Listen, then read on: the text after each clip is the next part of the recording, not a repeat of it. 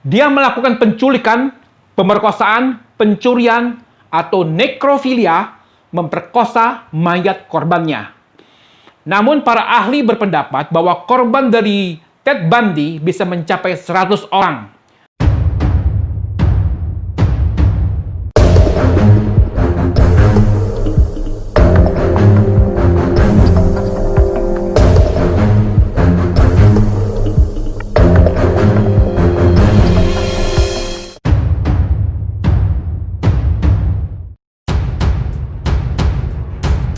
Halo bro and sis, kembali di channel Mr. Joe Official.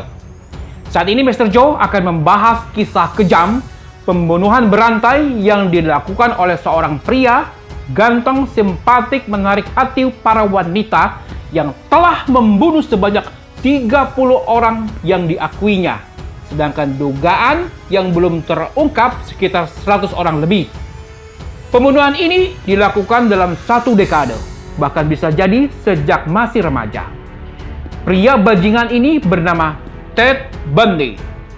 Tapi sebelum lebih jauh, jangan lupa untuk subscribe agar channel ini terus berkembang dan kasih like bila hal ini bermanfaat bagi Anda. Dan tekan belnya agar Anda menjadi orang yang pertama menerima informasi baru dari channel Mr. Joe Official.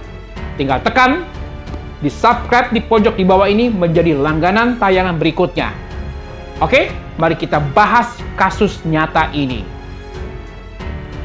Pria ini bernama lengkap Theodore Robert Bundy atau dikenal Ted Bundy, lahir pada tanggal 24 November 1946 dan meninggal pada tanggal 24 Januari 1989. Adalah seorang pembunuh berantai asal Amerika. Dalam aksinya, dia melakukan penculikan, pemerkosaan, pencurian, atau nekrofilia, memperkosa mayat korbannya.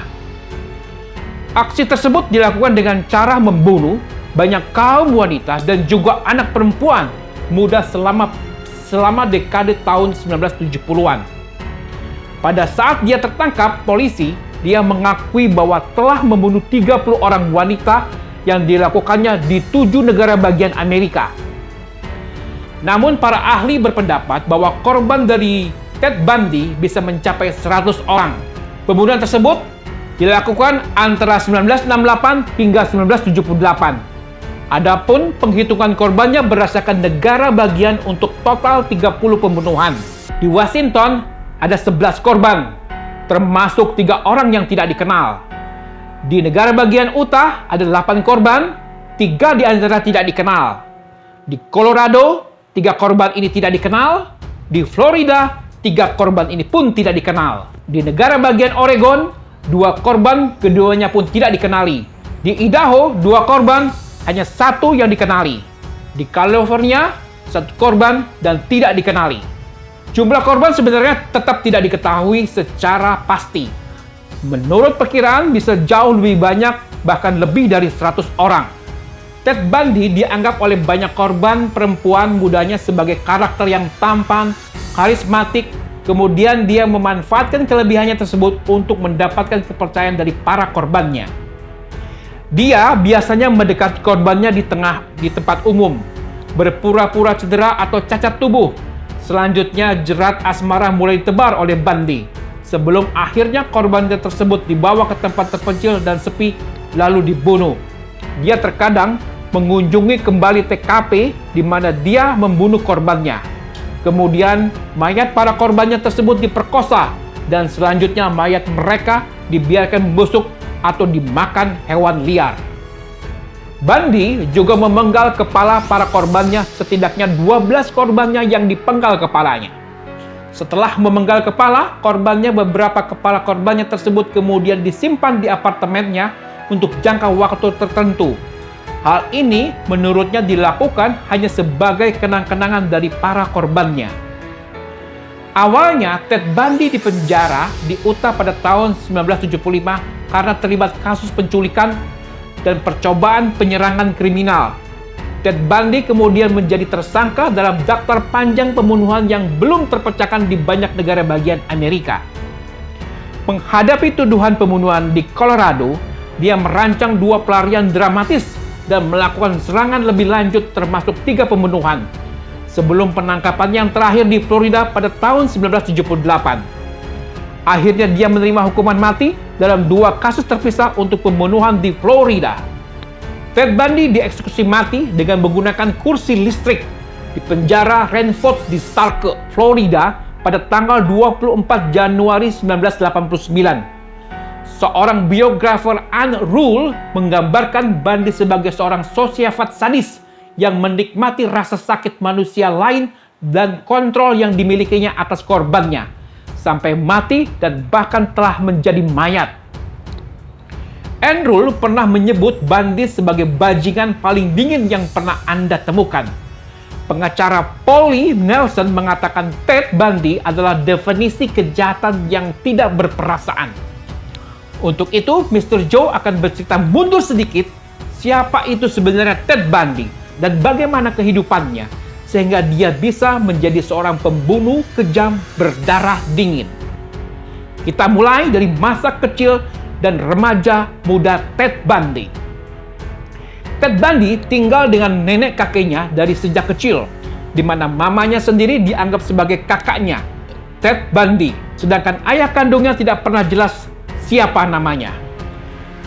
Ted Bundy dirawat nenek kakeknya untuk menghindari stigma buruk anak tanpa ayah akibat perkawinan bebas. Ted Bundy mengungkapkan kebenciannya seumur hidup terhadap ibunya sendiri karena tidak pernah berbicara dengannya tentang ayah kandungnya, dan karena meninggalkannya untuk menemukan asal-usulnya yang sebenarnya untuk dirinya sendiri. Di masa remaja sejak dini, Ted Bundy suka mencari-cari gambar porno, bahkan sampai ke tempat sampah hanya untuk mencari foto wanita telanjang dan mencari bacaan-bacaan cerita porno, majalah detektif, novel kriminal, atau tayangan sadis dalam bentuk kekerasan seksual kepada wanita. Penyiksaan, pemerkosaan yang kadang diilustrasikan kepada mayat atau tubuh cacat. Jadi asupan buku porno, film porno, video porno yang berbau kekerasan seksual pada wanita menjadi rutin yang ditonton Ted Bundy pada saat remaja. Bundy di kala muda juga suka mengkonsumsi alkohol dalam jumlah besar dan suka mengintip pada larut malam untuk mencari jendela-jendela yang terbuka di mana dia bisa mengamati wanita yang membuka pakaian atau tengah melakukan hubungan intim atau berenang atau pacaran yang melakukan aktivitas seksual. Dan di masa remaja kerap kali menonton video porno, tetapi lebih cenderung porno bersifat pemerkosaan atau penganiayaan. Kekerasan seksual kepada wanita jadi sebagai hal kegiatan ketergantungan. Dia tidak tahu cara mengembangkan persahabatan atau menjadi kawan, akrab, atau sahabat. Tetapi di sekolah, Ted Bundy dikenal sebagai orang yang baik, cool, pendiam, dan banyak disukai wanita. Kesukaannya pada atletik juga membuat dia dikenal, walau suka menggunakan peralatan olahraga curian atau tiket sewa palsu. Selama sekolah menengah, dia ditangkap setidaknya 2 kali karena dicurigai melakukan perampokan dan pencurian mobil. Ketika dia mencapai usia 18 tahun, rincian insiden tersebut dihapus dari catatannya, yang merupakan kebiasaan hukum di Washington, sebagai bentuk penghapusan riwayat hidup seseorang tentang perilaku buruk, bahwa kehidupan anak dan masa remaja di bawah 18 tahun tidak terkait dengan tindakan dewasa di atas 18 tahun. Masa kuliah. Setelah lulus dari sekolah menengah pada tahun 1965, Bundy kuliah di Universitas Puget Sound selama 1 tahun, kemudian pindah ke Universitas Washington untuk belajar bahasa Mandarin. Pada pertengahan 1970, Bundy yang sekarang fokus dan berorientasi pada kuliah, mendaftar kembali di Universitas Washington, kali ini sebagai jurusan psikologi. Ia menjadi siswa teladan dan dihormati oleh para profesornya. Setelah lulus dari Universitas Washington pada tahun 1972, Ted Bundy bergabung dengan kampanye pemilihan Gubernur Daniel J. Evans. Pada awal 1973, meskipun skor LAST biasa-biasa saja, Bundy diterima di sekolah umum UPS dan Universitas Utah atas dasar kekuatan surat rekomendasi dari Evans, Davis, dan beberapa profesor psikologi di Universitas Washington. Masa kerja.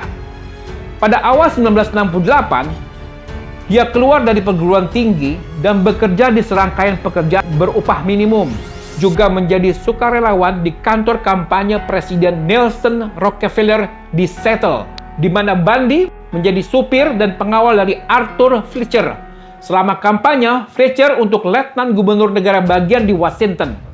Pada bulan Agustus, Bundy menghadiri konvensi nasional Partai Republik di tahun 1998 di Miami sebagai delegasi Rockefeller.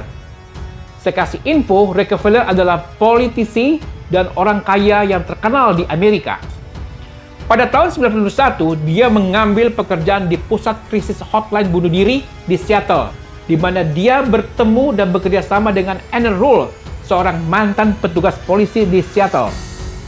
Setelah lulus dari Universitas Washington pada tahun 1972, Ted Bundy bergabung dengan kampanye pemilihan kembali Gubernur Daniel J. Evans. Evans menunjuk Bundy ke Komite Penasihat Pencegahan Kejahatan di Seattle. Bundy dipekerjakan sebagai asisten Ross Davis, Ketua Partai Republik Negara Bagian Washington. Ini sebagai puncak karir kerja dari Ted Bundy. Masa pacaran. Pada tahun 1967, ia terlibat asmara dengan seorang teman di sekelasnya, disebut namanya adalah Stephanie Brooks. Karena hubungan cintanya dengan Stephanie Brooks berantakan dan patah hati, di tahun 1968, Bundy kembali ke California dan pergi ke beberapa kota lain seperti karena sakit hati dia pergi. Bundy kembali ke Washington pada musim gugur tahun 1969 ketika dia bertemu Elizabeth Clover dan menjadi pacarnya pada saat itu. Selama perjalanan ke California untuk urusan Partai Republik pada musim panas 1973, Bundy kembali berhubungan dengan Stephanie Brooks. Wanita ini kagum pada perubahan Bundy menjadi seorang profesional yang serius dan berdedikasi yang tampaknya berada di puncak karir hukum dan politik. Dia terus berkencan dengan Elizabeth Clover juga. Tidak ada wanita yang menyadari keberadaan satu sama lain. Artinya Bundy berpacaran sekaligus dengan dua orang. Secara rahasia, Stephanie Brooks terbang ke Seattle beberapa kali untuk tinggal bersama Bundy, dan mereka sering membahas pernikahan pada satu waktu. Bundy memperkenalkannya pada bosnya bahwa Stephanie Brooks sebagai tunangannya. Namun pada tahun 1974, Stephanie Brooks dibuat gusar. Bundy tiba-tiba memutuskan semua kontak, termasuk panggilan telepon dan suratnya tidak pernah dibalas. Akhirnya Bundy menghubungi melalui telepon sebulan kemudian. Stephanie Brooks ingin tahu mengapa Bundy secara sepihak mengakhiri hubungan mereka tanpa penjelasan. Dengan suara datar dan tenang, dia menjawab, "Stephanie, saya tidak mengerti apa yang Anda maksud." Dan Bundy menutup telepon. Dia tidak pernah mendengar kabar darinya lagi sejak saat itu. Bundy kemudian menjelaskan, "Saya hanya ingin membuktikan pada diri saya sendiri bahwa saya bisa menikahi Stephanie Brooks. Tapi saya juga menolak karena sebagai balas dendam akibat perbuatannya dahulu di tahun 1968 yang saat itu Bundy diacukan oleh Stephanie Brooks karena masih susah dan mulai kembali ke Bundy saat sukses. Ini sebagai perbuatan balas dendam." Hal inilah yang menjadi cikal bakal sakit hati Bundy pada wanita cantik seperti Stephanie Brooks. Sejak penolakannya dahulu di tahun 1998 dan sejak tahun itu di bagian Amerika sering banyak wanita hilang dalam kurun waktu yang sangat dekat yang dimulai dari Pacific Northwest. Dan saat itu Bundy tetap berpacaran dengan Elizabeth Clover Wilde. Dan Bundy membuka hubungan dengan wanita lain yaitu Carol Ann Bone yang pada akhirnya menjadi istrinya. Dan di tahun 1982 lahir anak perempuannya dari Bundy. Perkiraan motif pembunuhan Bundy. Dari kisah kehidupan keluarga, masa kecil, remaja, kuliah, dan kerja, serta pergaulan dengan teman wanitanya, dapat ditarik kesimpulan setidaknya ini adalah prediksi dari Mr. Joe dan kiranya ada hal lain dari motif ini, Anda bisa kasih tahu agar saya bisa lihat dan baca. Mungkin saja komentar The Bro and Sis menambah wawasan motif dari kasus ini, dari hal yang saya sampaikan. Oke? Motif pembunuhan akibat dari ini yaitu 1. Ted Bundy sejak kecil menyukai dan melihat liputan berbau porno. Sejak remaja hingga dewasa, tetapi lebih kepada perbuatan porno yang sadis, penuh dengan kekerasan, pelecehan, pemerkosaan, dan tingkat pembunuhan, dan hubungan intim dengan mayat sebagai sebuah objek yang menyenangkan. 2. Rasa kecewa dengan pacar pertamanya yaitu Stephanie Brock, sehingga dia mencari pelampiasan dengan korban yang serupa dengan Stephanie Brock, sehingga kalau dilihat banyak korban yang mirip dengan Stephanie Brock. 3. Rasa kecewa dengan ibu kandung sendiri yang tidak menghargai Ted Bundy sebagai anaknya. 4.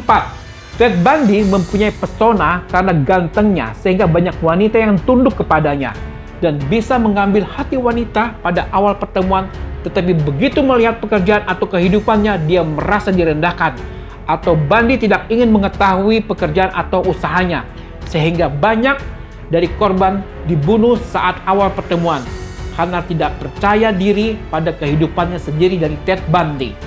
Pembunuhan pertama. Saat Bundy menjadi seorang mahasiswa di University of Washington,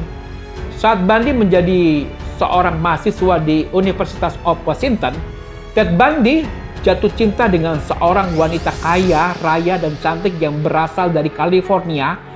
Dia memiliki semua yang dia inginkan, uang, harta, dan juga pengaruh. Saat itu hubungan dengan wanita tersebut hancur dan mereka pun berpisah. Banyak korban dari Bundy yang kemudian mirip dengan pacarnya dahulu.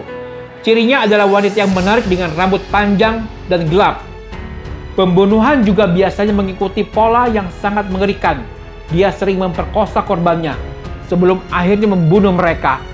Alasannya hanya untuk iseng dan juga menyalurkan hasrat seksualnya yang sadis. Jumlah pasti dari wanita yang dibunuh oleh Bundy tidak pernah diketahui secara pasti. Ada juga beberapa perdebatan saat dia mulai membunuh. Namun sebagian besar sumber mengatakan bahwa dia memulai pembunuhan tersebut sekitar tahun 1974. Bundy lulus dari Universitas Washington dengan gelar psikologi pada tahun 1972 dan telah diterima di sekolah hukum di Utah. Bundy bahkan mendapat sepucuk surat rekomendasi dari Gubernur Washington setelah menggarap kampanyenya. Waktu itu banyak wanita di Seattle dan di dekat Oregon yang hilang, dan cerita beredar tentang beberapa korban yang terakhir terlihat di perusahaan seorang pria muda berambut gelap yang dikenal sebagai Ted Bundy. Dia sering memikat korbannya untuk masuk mobilnya dan pura-pura terluka dan meminta bantuan mereka. Kebaikan mereka terbukti menjadikan kesalahan yang sangat fatal.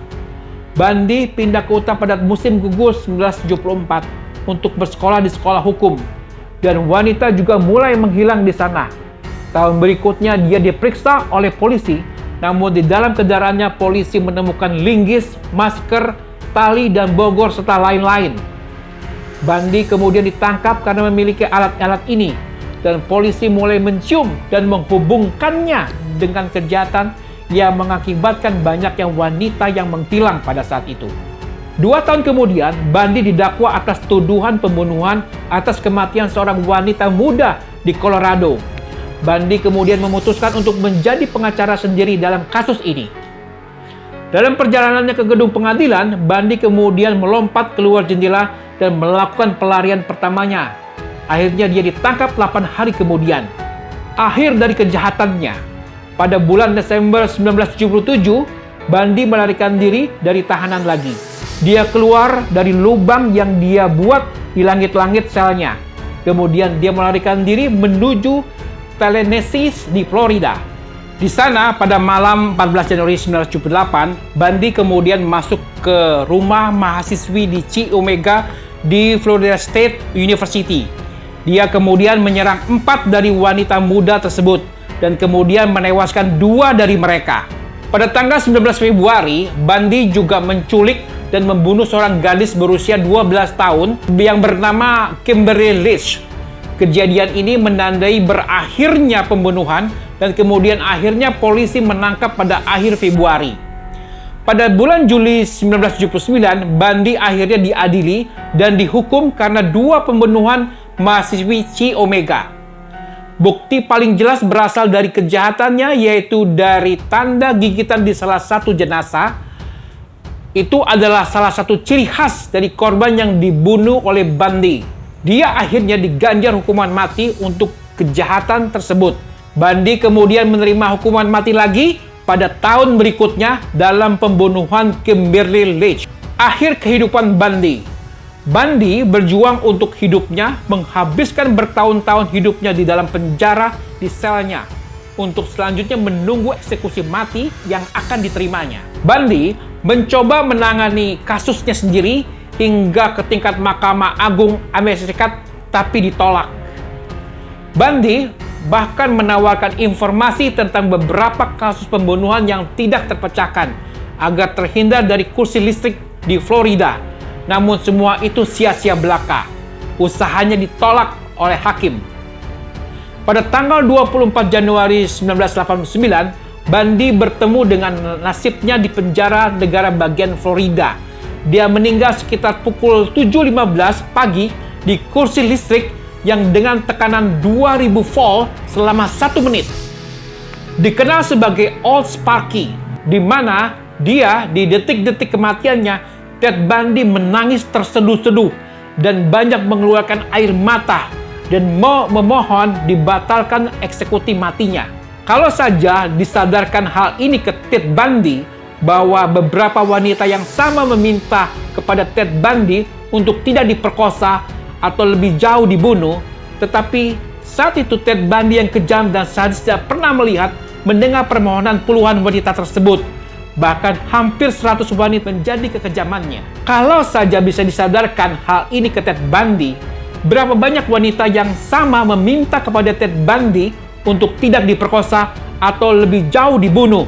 Tetapi hati Ted Bundy yang kejam dan sadis tidak pernah melihat, mendengar permohonan puluhan wanita tersebut. Bahkan hampir 100 wanita menjadi kekejamannya. Ted Bundy meminta dan mohon agar terhindar dari kematian kursi listrik. Sama juga Ted Bundy tidak peduli atas teriakan tangisan wanita yang telah dibunuhnya oleh pria ganteng namun kejam dan sadis ini, atau pria bangsat. Di luar penjara, banyak orang bersorak, bahkan menyalakan kembang api saat eksekusi Ted Bundy dilakukan. Oke bro and sis, semoga dari cerita di video ini kita bisa mengambil pelajaran pesan yang baik. Bro and sis bisa membaginya ke rekan saudara dan keluarga bro and sis agar menjadi hal yang bermanfaat. Karena di setiap kejadian atau peristiwa pasti ada hal baik yang bisa didapat. Makanya mulai share, kasih tekan tombol like-nya. Saya tunggu komentarnya atas video ini agar saya bisa ketahui berapa besar hal yang positif yang bisa Anda bagikan kepada lainnya. Terima kasih. Salam.